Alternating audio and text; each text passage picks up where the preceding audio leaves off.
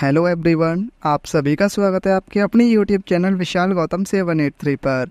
आज है 12 अक्टूबर 2024 और आज की इस वीडियो में मैं आपके लिए लेकर आया हूँ 12 अक्टूबर 2024 के डेली करंट अफेयर्स के कुछ इंपॉर्टेंट क्वेश्चन। अगर आप किसी भी एग्जाम की तैयारी कर रहे हैं तो ये वीडियो आपके लिए काफ़ी ज़्यादा इम्पोर्टेंट रहने वाली है। अगर आप इस चैनल पर पहली बार आए हैं तो चैनल को सब्सक्राइब कर लीजिए और साथ ही बेल आइकन को भी ऑल पे प्रेस कर लीजिए, ताकि जब भी मैं कोई नई वीडियो अपलोड करूं तो सबसे पहले आप उस वीडियो को देख पाएँ। और आज की इस वीडियो की PDF फाइल आपको हमारे टेलीग्राम चैनल पर मिल जाएगी और टेलीग्राम चैनल का लिंक आपको इस वीडियो के डिस्क्रिप्शन में मिल जाएगा, तो आप वहाँ से इस टेलीग्राम चैनल को ज्वाइन कर सकते हैं। तो चलिए चलते आज के अपने टॉपिक की ओर। तो कल की वीडियो में हमने जाना था रसायन विज्ञान 2024 के नोबेल पुरस्कार से किसे सम्मानित किया गया है।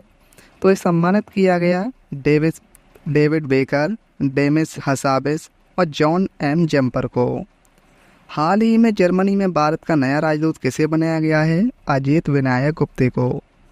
हाल ही में फ्रांस में भारत का अगला राजदूत किसे नियुक्त किया गया है? संजीव कुमार श्रृंगला को। हाल ही में विश्व डाक दिवस 2024 कब मनाया गया है? 9 अक्टूबर को। 10 से 11 अक्टूबर 2024 को PM नरेंद्र मोदी 21वें आसियान भारत और 19वें पूर्वी एशिया शिखर सम्मेलन के लिए किस देश का दौरा करेंगे? वियंतियाने के लाओस का। भारतीय विदेश व्यापार संस्थान अपना पहला विदेशी परिसर कहाँ खोलेगा? दुबई में। राष्ट्रीय राजमार्गों पर यात्रा को बेहतर बनाने और सड़क किनारे सुविधाओं को बढ़ावा देने के लिए किसके द्वारा हमसफर नीति की शुरुआत की गई है? नितिन गडकरी के द्वारा। परमाणु ऊर्जा विभाग द्वारा एशिया की सबसे बड़ी और दुनिया की सबसे ऊंची इमेजिंग चेरेंको वेधशाला का उद्घाटन कहां पर किया गया है? लद्दाख के हांडले में। कौन सा देश पहली बार 12 से 17 नवंबर 2024 तक विश्व पिकल बॉल चैंपियनशिप श्रृंखला की मेजबानी करेगा? भारत। 8 अक्टूबर 2024 को उस्ताद अलाउद्दीन खां महोत्सव की शुरुआत किस राज्य में हुई है? मध्य प्रदेश राज्य के मैहर में। भारत का पहला कॉम्प्रिहेंसिव कैंसर मल्टीओमिक डेटा पोर्टल का संबंध किससे है? कैंसर डेटा से। NCERT ने देश भर में पाठ्यपुस्तकों की उपलब्धता में सुधार के लिए किसके साथ साझेदारी की है? अमेजन के साथ। तो अब हम आते हैं आज के अपने प्रश्नों की ओर और आज का हमारा पहला क्वेश्चन है, साहित्य 2024 के नोबेल पुरस्कार से किसे सम्मानित किया गया है? तो सही आंसर है इस क्वेश्चन का ऑप्शन ए, हान कांग को। साहित्य के क्षेत्र में 2024 के नोबेल पुरस्कार का ऐलान कर दिया गया है। Royal Swedish academy of sciences के मुताबिक इस साल ये सम्मान दक्षिण कोरियाई लेखिका हान कांग को दिया गया है। उन्हें उनके गहन काव्यात्मक गद्य के लिए इस सम्मान से नवाजा गया है। ये गद्य ऐतिहासिक अज्ञातों और मानव जीवन की नाजुकता को उजागर करता है और साहित्य का नोबेल पुरस्कार 2023 जॉन फॉसे को उनके अभिनव नाटकों और गद्य के लिए दिया गया था। नेक्स्ट क्वेश्चन है, अक्टूबर 2024 में रतन टाटा जी का 86 वर्ष की आयु में निधन हुआ है। इन्हें किस वर्ष पद्म विभूषण से सम्मानित किया गया था? सही आंसर है ऑप्शन ए, 2008 में। भारत के सबसे बड़े बिजनेस टाइकून और टाटा सन्स के मानद चेयरमैन पद्म विभूषण रतन टाटा जी का 86 वर्ष की उम्र में स्वर्गवास हो गया है। रतन टाटा मुंबई के ब्रीच कैंडी अस्पताल में गंभीर हालत में ICU में भर्ती कराया गया था और पिछले कुछ दिनों से उनकी तबीयत खराब थी, जिसके चलते 9 अक्टूबर 2024 को देर शाम उनका निधन हो गया। साल 2000 में उन्हें भारत सरकार ने पद्म भूषण और साल 2008 में उन्हें पद्म विभूषण पुरस्कार से सम्मानित किया गया था। अब हम बात करें रतन टाटा जी को मिले प्रमुख पुरस्कारों के बारे में। तो 2024 में किस राज्य सरकार ने रतन टाटा को उद्योग रत्न अवार्ड से सम्मानित किया? महाराष्ट्र। रतन टाटा को किस वर्ष भारत के दूसरे सर्वोच्च सम्मान पद्म विभूषण से सम्मानित किया गया था? 2008 में। रतन टाटा को किस वर्ष भारत के तीसरे सर्वोच्च सम्मान पद्म भूषण से सम्मानित किया गया था? 2000 में। किस वर्ष रतन टाटा को ऑस्ट्रेलिया का सर्वोच्च नागरिक सम्मान ऑर्डर ऑफ ऑस्ट्रेलिया से सम्मानित किया गया? 2023 में। परोपकार कार्यों के लिए पीवी नरसिम्हन राव मेमोरियल पुरस्कार 2024 से किसे सम्मानित मिस किया गया है? रतन टाटा को। KISS मानवतावादी सम्मान 2021 से सम्मानित किया गया है रतन टाटा को। किस वर्ष रतन टाटा को असम वैभव सम्मान से सम्मानित किया गया था? 2021 में। हाल ही में कैद सैयद किस देश के दूसरी बार राष्ट्रपति चुने गए हैं? सही आंसर इस क्वेश्चन का ऑप्शन ए, ट्यूनीशिया। ट्यूनीशियाई राष्ट्रपति कैद सैयद को एक नए 5 साल के कार्यकाल के लिए दूसरी बार फिर से चुना गया है। ट्यूनीशिया के चुनाव के लिए स्वतंत्र उच्च प्राधिकरण ने 7 अक्टूबर 2024 को चुनाव परिणाम की घोषणा की, जिसमें राष्ट्रपति सईद को 90.7% मत हासिल हुए हैं। बात करें अब हम ट्यूनीशिया की, तो राजधानी है इसकी ट्यूनिस, मुद्रा है दिनार, अध्यक्ष हैं कैद सईद। 38वें राष्ट्रीय खेलों का आयोजन किस राज्य में किया जाएगा? सही आंसर है ऑप्शन बी, उत्तराखंड में। राष्ट्रीय खेलों का 38वां संस्करण 28 जनवरी से 14 फरवरी 2025 तक उत्तराखंड में आयोजित किया जाएगा।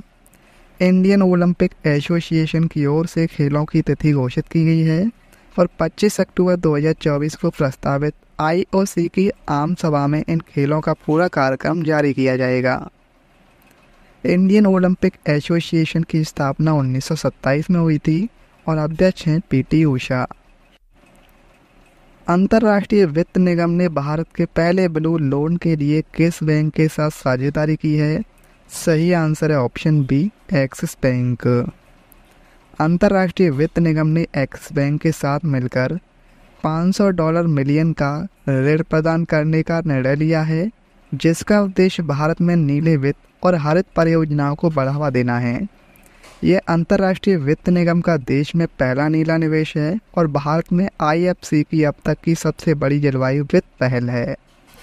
नीले ऋण का उद्देश्य जल और अपशिष्ट प्रबंधन, महासागरों में प्लास्टिक प्रदूषण को कम करने, समुद्री पारिस्थितिकी तंत्र को पुनर्स्थापित करने और समुद्री नवीकरणीय ऊर्जा को बढ़ावा देना है। अंतर्राष्ट्रीय वित्त निगम यानी IFC की स्थापना 20 जुलाई 1956 को हुई थी और इसका मुख्यालय वाशिंगटन DC, संयुक्त राज्य अमेरिका में है। विश्व स्वास्थ्य संगठन के अनुसार किस देश ने सार्वजनिक स्वास्थ्य समस्या के रूप में ट्रैकोमा को समाप्त कर दिया है? सही आंसर है ऑप्शन सी, भारत। विश्व स्वास्थ्य संगठन के अनुसार भारत ने सार्वजनिक स्वास्थ्य समस्या के रूप में ट्रैकोमा को समाप्त कर दिया है। ट्रैकोमा एक जीवाणु संक्रमण है जो आँखों को प्रभावित करता है। यह क्लैमाइडिया ट्रैकोमैटिक्स नामक जीवाणु के कारण होता है।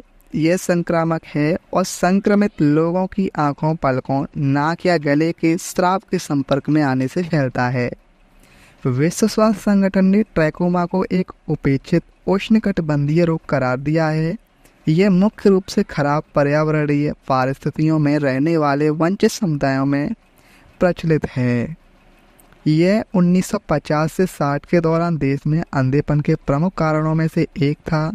भारत यह उपलब्धि हासिल करने वाला दक्षिण पूर्व एशिया क्षेत्र का तीसरा देश बन गया है। भारत ने अपनी सरकार के मजबूत नेतृत्व और नेत्र रोग विशेषज्ञों और स्वास्थ्य सेवा कर्मियों के अन्य संवर्गों की प्रतिबद्धता के कारण यह सफलता हासिल की है।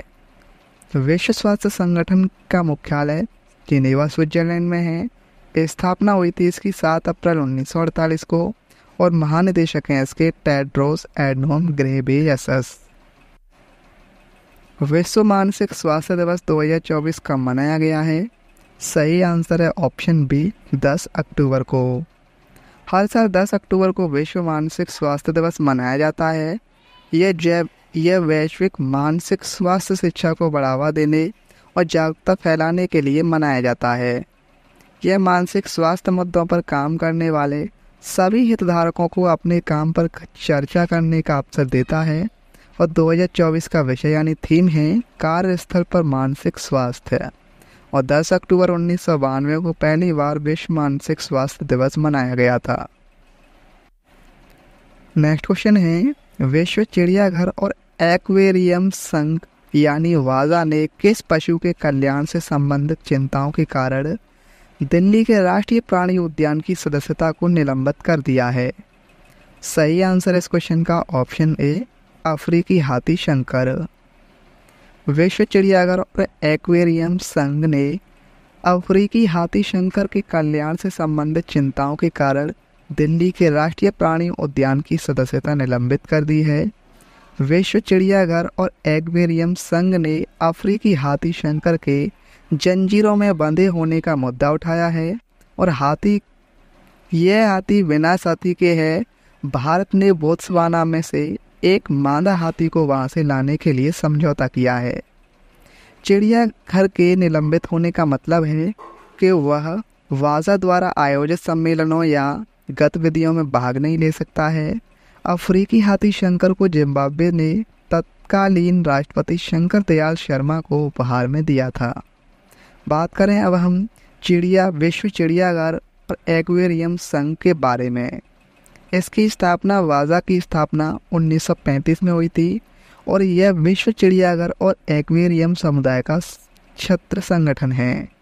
इसका उद्देश्य है, वाजा का मिशन है पशु देखभाल और कल्याण, पर्यावरण, शिक्षा और वैश्विक संरक्षण में दुनिया के चिड़ियाघरों, मछलीघरों और समान विचारधारा वाले संगठनों को मार्गदर्शन, प्रोत्साहन और समर्थन प्रदान करना है। भारत ने विशेष आहार उपयोग के लिए पोषण और खाद्य पदार्थों पर कोडेक्स समिति के कौन से सत्र में भाग लिया है? सही आंसर है ऑप्शन बी, 44वें सत्र में। विशेष आहार उपयोग के लिए पोषण और खाद्य पदार्थों पर कोडेक्स समिति का 44वां सत्र 2 अक्टूबर से 6 अक्टूबर 2024 तक जर्मनी के ड्रेसडेन में आयोजित किया गया है। भारत ने जर्मनी में कोडेक्स समिति के 44वें सत्र में भाग लिया है। इस अवसर पर भारत ने 6 से 36 महीने के शिशुओं के लिए आहार संदर्भ मूल्यों पर व्यावहारिक जानकारी दी है। कोडेक्स बैठक के दौरान भारत ने बेहतर पोषक तत्व आवश्यकताओं और प्रोबायोटिक दिशा निर्देशों पर जोर दिया। 17 से 18 अक्टूबर को माइंडफुलनेस इंडिया शिखर सम्मेलन का तीसरा संस्करण कहाँ आयोजित किया जाएगा? सही आंसर है ऑप्शन ए, मुंबई, महाराष्ट्र में। वार्षिक माइंडफुलनेस इंडिया शिखर सम्मेलन का तीसरा संस्करण 17 और 18 अक्टूबर को मुंबई में आयोजित किया जाएगा। इसका मुख्य उद्देश्य स्वस्थ, अधिक सहानुभूतिपूर्ण कार्य वातावरण बनाने के लिए आवश्यक रणनीतियों के साथ नेताओं और पेशेवरों को एक साथ लाना है। इस शिखर सम्मेलन का विषय व्यवधान के युग में आगे बढ़ाना है। इसका आयोजन माइंडफुल साइंस सेंटर द्वारा किया जाएगा और इसका नेतृत्व वैश्विक माइंडफुलनेस विशेषज्ञ मनीष बहल करेंगे और इस कार्यक्रम का समापन प्रतिष्ठित माइंडफुलनेस इम्पैक्ट अवार्ड के साथ होगा। केंद्रीय मंत्रिमंडल ने किस राज्य के लोथल में राष्ट्रीय समुद्री विरासत परिसर के विकास को मंजूरी दी है? सही आंसर है ऑप्शन ए, गुजरात। 9 अक्टूबर 2024 को पीएम नरेंद्र मोदी की अध्यक्षता में हुई एक बैठक में केंद्रीय मंत्रिमंडल ने गुजरात के लोथल में राष्ट्रीय समुद्री विरासत परिसर के विकास को मंजूरी दे दी है। प्राचीन सिंधु घाटी सभ्यता स्थल लोथल के पास विकसित होने वाले राष्ट्रीय समुद्री विरासत परिसर को 2 चरणों में विकसित किया जाएगा। राष्ट्रीय समुद्री विरासत परिसर को एक अंतर्राष्ट्रीय पर्यटन स्थल के रूप में विकसित किया जा रहा है, जहां प्राचीन काल से लेकर आधुनिक काल तक की भारत की समुद्री विरासत को प्रदर्शित किया जाएगा और लोगों में भारत की समुद्री विरासत के बारे में जागरूक किया जाएगा। हम बात करें लोथल के बारे में। लोथल को दुनिया के सबसे पुराने जहाज निर्माण सुविधा के साथ बंदरगाह शहरों में से एक माना जाता है। लोथल सिंधु घाटी सभ्यता का एकमात्र ज्ञात बंदरगाह शहर है। 4500 साल पुराना पुरातात्विक स्थल बोगवा नदी के किनारे स्थित है, जो साबरमती नदी की सहायक नदी है। गुजराती में लोथल का अर्थ है मृतकों का टीला। इसकी खोज 1952 में भारतीय पुरातत्व सर्वेक्षण के पुरातत्वविद S.R. राव ने की थी। चौथी ISSF जूनियर विश्व चैंपियनशिप 2024 की पदक तालिका में शीर्ष पर कौन सा देश रहा है? सही आंसर है option A, Bharat. ISSF junior विश्व चैंपियनशिप 2024 26 सितंबर से 7 अक्टूबर 2024 तक पेरू की राजधानी लीमा में आयोजित की गई थी और इसका आयोजन अंतर्राष्ट्रीय निशानेबाजी खेल महासंघ द्वारा कराया जाता है। अब हम बात करें स्टैटिक जीके की, तो भारत के कौन से राज्य ने सर्वप्रथम सभी घरों की छतों पर वर्षा जल संचयन संरचनाओं के निर्माण को अनिवार्य किया था? तमिलनाडु। बैकाल झील जो दुनिया की सबसे बड़ी मीठे पानी की झील है, किस देश में स्थित है? रूस में। कौन सी वस्तु का एक प्रकार है जिसका मूल्य बढ़ने पर मांग बढ़ती है? गिफेन वस्तु। C6H6 का सामान्य नाम क्या है? बेंजीन। यीस्ट तथा मशरूम किस जगत के जीवों के उदाहरण हैं? कवक। विजयनगर के किस शासक ने अपने सम्राट में पुर्तगालियों को चर्च बनाने की अनुमति दी थी? वेंकटपति राय या वेंकट द्वितीय। सालबाई की संधि के परिणाम स्वरूप किस युद्ध का अंत हुआ था? प्रथम आंग्ल मराठा युद्ध। लोसी बोली किस राज्य में बोली जाती है? मिजोरम में। भारत में बाल विवाह निषेध अधिनियम किस वर्ष पारित किया गया था? 1929 में। भारतीय संविधान के किस अनुच्छेद में कहा गया है कि प्रत्येक राज्य में एक राज्यपाल होना चाहिए? अनुच्छेद 153 में। कल की वीडियो मैंने आपसे क्वेश्चन पूछा था, हाल ही में जर्मनी में भारत का नया राजदूत किसे बनाया गया है? तो इस क्वेश्चन का सही आंसर था ऑप्शन सी, अजित विनायक गुप्ते को। अब आपके लिए आज का क्वेश्चन है, साहित्य 2024 के नोबेल पुरस्कार से किसे सम्मानित किया गया है? इस क्वेश्चन का सही आंसर आपको कमेंट में बताना है। अगर आपको ये वीडियो आज की हेल्पफुल लगी हो तो आप इस वीडियो को अपने दोस्तों के पास ज़रूर शेयर करना, और अगर आप इस चैनल पर पहली बार आए हैं तो चैनल को भी सब्सक्राइब जरूर कर लेना। तो चलिए चलते हैं। जय हिंद, जय भारत, वंदे मातरम।